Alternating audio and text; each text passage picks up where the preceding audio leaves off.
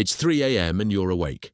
Not tossing, not restless, just awake, staring at the ceiling, and your first thought is that something is wrong with you. But here's the strange part. For most of human history, this exact moment was not a malfunction. It was scheduled. Your ancestors expected to wake up in the middle of the night. They planned for it. Some of them looked forward to it. The real answer is far stranger than insomnia, and it starts with a fire, a dark field, and a version of the night that modern life has almost completely erased. Go back before electric light, before clocks, before the idea that sleep should be one unbroken block from bedtime to alarm. The night was longer, darker, and split into two distinct halves, and everyone knew it. Historian A. Roger E. Kirch spent years digging through diaries, court records, and medical texts from pre-industrial Europe, and he found the same phrase again and again: first sleep. Then, after an hour or two of quiet wakefulness in the dark, second sleep. This wasn't a rare habit. It was the default.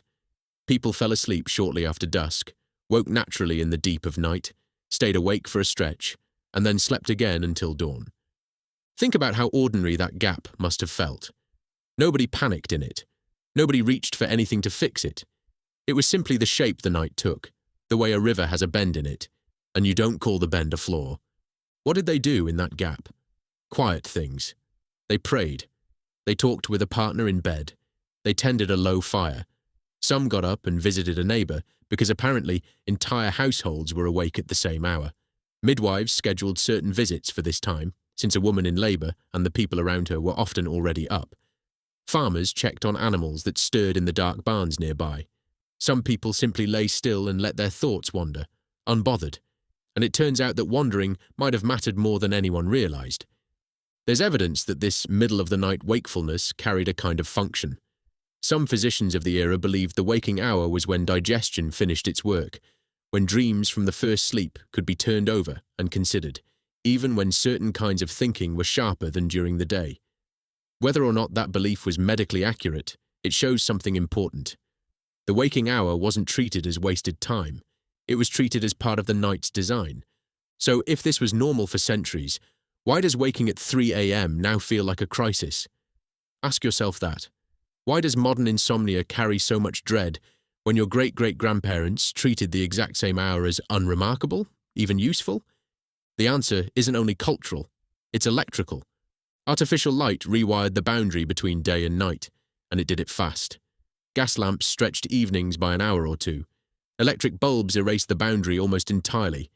Suddenly, night stopped being a long, dark container with two sleeps inside it, and became something to be pushed back against, fought off, compressed into one uninterrupted block, wedged between two increasingly late nights.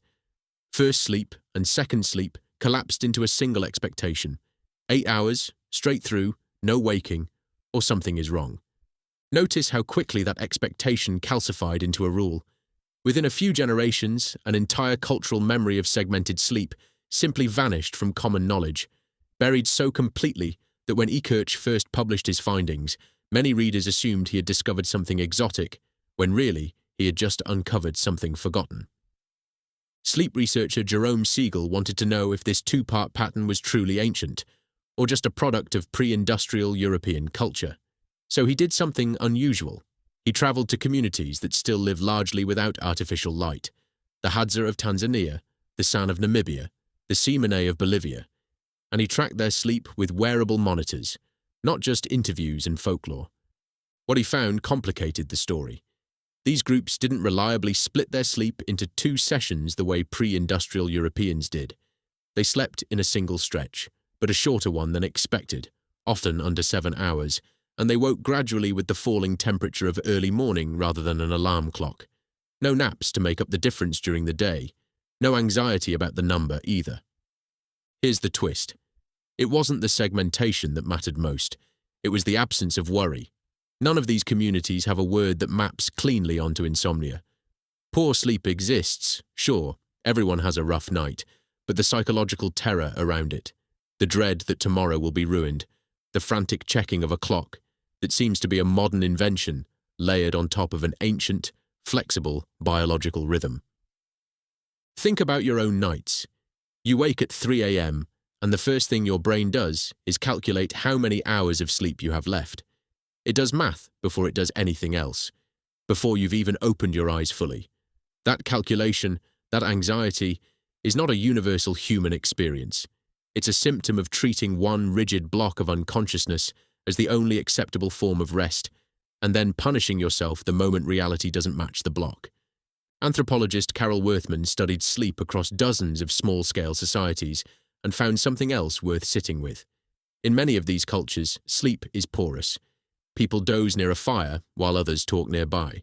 Children sleep through noise that would wake a Western adult instantly because they were never taught that sleep requires total silence, a closed door, and a controlled temperature. Sleep, for most of human history, happened in the middle of life, not walled off from it in a separate room with the lights off and the world locked outside. Worthman's research suggests something almost uncomfortable. The isolated, silent, solo bedroom that modern culture treats as the gold standard for rest may actually be an outlier arrangement, historically speaking, not the baseline humans evolved to expect. Shared warmth, ambient sound, and a flexible schedule were the norm for far longer than the private bedroom has existed. So, what changed, really? Not your biology. Your ancestors' brains ran on the same clock genes, the same melatonin cycles, the same pressure to rest that yours does. What changed is the container you're forced to pour that biology into. One dark room, one expected block, one number on a screen that tells you whether you succeeded or failed at something your body was never designed to do in a single uninterrupted push. There's a strange kind of relief in that, isn't there? The wakefulness at 3 a.m. might not be evidence that you're broken. It might be evidence that you're ancient. Picture someone lying awake by a dying fire 10,000 years ago. No clock to check, no number to fail. Just the dark, the quiet, maybe a low conversation, maybe nothing at all. And then, eventually, sleep again. They didn't reach for a phone. They didn't calculate hours lost. They simply existed in that gap until it closed on its own, the way you'd wait out a passing rain shower without checking a radar app every 30 seconds. That doesn't mean chronic sleeplessness isn't a real problem, or that everyone should abandon a consistent schedule. Modern life, with its shift work, blue light, caffeine, and constant stimulation, creates genuine sleep disruption that ancient humans never faced in the same way. This isn't a call to romanticize the past, or to treat every restless night as some noble return to our roots. It's a reframe of the panic, not a dismissal of the problem. Why does the reframe matter so much? Because anxiety about sleep is itself one of the biggest disruptors of sleep. Studies on insomnia consistently show that the fear of not sleeping keeps people awake longer than the original disruption ever would have on its own. In other words, the 3 a.m. dread isn't just uncomfortable, it's actively working against you, manufacturing the very outcome it's afraid of. So, the next time you wake in the dark and your mind starts running the numbers, try something different. Instead of asking what's wrong with you, ask what your ancestors would have done. They'd have accepted the gap. They'd have let their thoughts drift, maybe stared at the ceiling, maybe listened to the house settle, and trusted that sleep would come back around, because it almost always did. Consider even trying it deliberately once. Instead of reaching for your phone the next time you wake at an odd hour, just lie there. Let your mind wander the way theirs did. No screen, no glowing number counting down what you supposedly still owe the night. Just darkness and your own thoughts, the oldest company a human being has ever kept. There's a reason the phone feels so tempting in that moment, and it isn't really about boredom. Modern light, especially the blue-toned light from a screen, tells your brain that daytime has arrived early. It suppresses melatonin production almost immediately. Where your ancestors lay in true darkness, letting their eyes adjust and their minds settle, you flood the room with a signal that undoes whatever progress your body had already made toward falling back asleep. The very tool you reach for to pass the time is the thing most likely to extend it. Compare that to the fire your ancestors would have had, if they had one at all. Firelight sits at a much warmer, redder wavelength, closer to sunset than to noon. It doesn't send the same wake-up signal to the brain. So, even when they weren't in total darkness, the light around them still cooperated with sleep instead of working against it. That's not a coincidence anyone planned. It's simply what was available, and it happened to align with biology in a way that modern lighting rarely does. There's also a social dimension worth noticing. In many of the small-scale societies Worthman and others have studied, waking at night wasn't a private, isolating event. Someone else in the shelter was often stirring too. A conversation might start in low voices. A shared watch over a fire might be split between 2 or 3 people without anyone treating it as an imposition.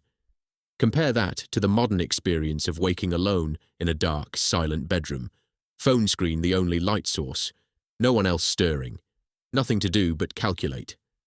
Isolation turns a neutral biological event into a lonely one, and loneliness has its own way of keeping people awake. None of this means you need firelight, a shared sleeping space, or a pre-industrial mattress to sleep well, but it does mean the dread is doing more work than the darkness ever did. Strip away the anxiety, and the wakefulness itself starts to look almost mundane, the same way it looked to someone lying by a hearth 1,000 years ago, waiting for the night to finish what it started. Your ancestors weren't better sleepers than you. They just weren't at war with the night. They lived inside a rhythm that had room for wakefulness, instead of treating every interruption as proof of failure. So, it's 3 a.m. and you're awake. Nothing is wrong with you. You're not broken. You're not failing at something everyone else has mastered. You're just remembering, for a few unscheduled minutes, what your body has always known how to do, long before clocks told it otherwise.